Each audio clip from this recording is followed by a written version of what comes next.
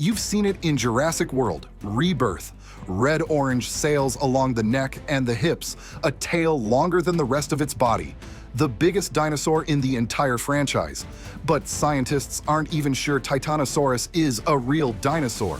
The actual fossils we found are so fragmentary and so similar to other dinosaurs that we can't confirm Titanosaurus is its own unique species. And yet this animal gave its name to an entire family, the Titanosauria, the group that includes the largest creatures to ever walk the surface of this planet.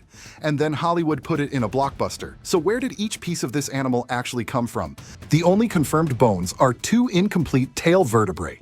A few leg bone fragments were also linked to the animal over the years, but the association is uncertain, and one large femur that was initially included got reassigned to a completely different dinosaur in 1933. And the problem goes deeper than just having very little. Those tail vertebrae, when scientists examined them closely, turned out to look almost identical to the tailbones of dozens of other titanosaurs. There's nothing uniquely Titanosaurus about them. In 2003, paleontologists formally concluded nomen dubium, so the animal that named an entire dynasty might be a ghost. That's what the designers of Jurassic World Rebirth were working with.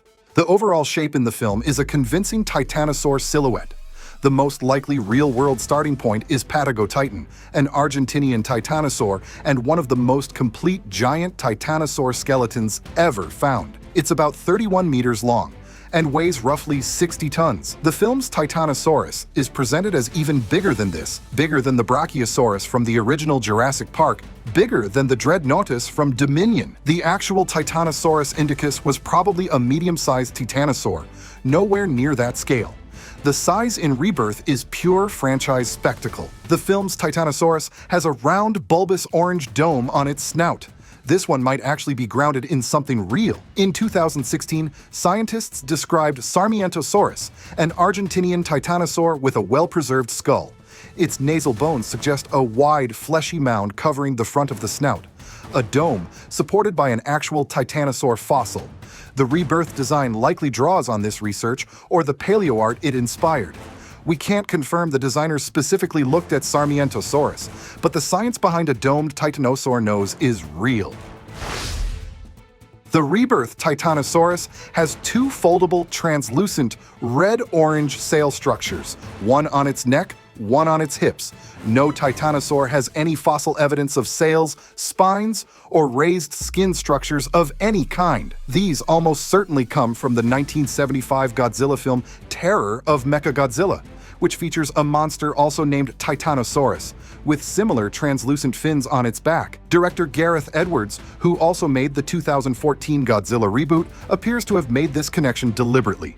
The dinosaur and the monster share a name. He may have given them a visual family resemblance too.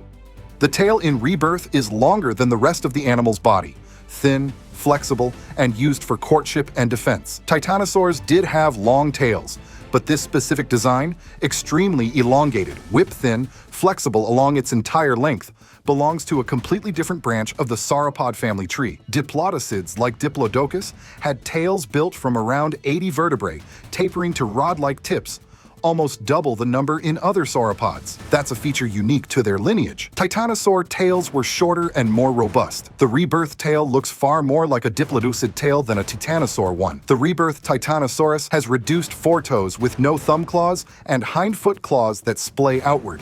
This is actually correct. Advanced titanosaurs are the only sauropods known to have completely lost their forefoot claws. We know this from fossilized trackways found across multiple continents.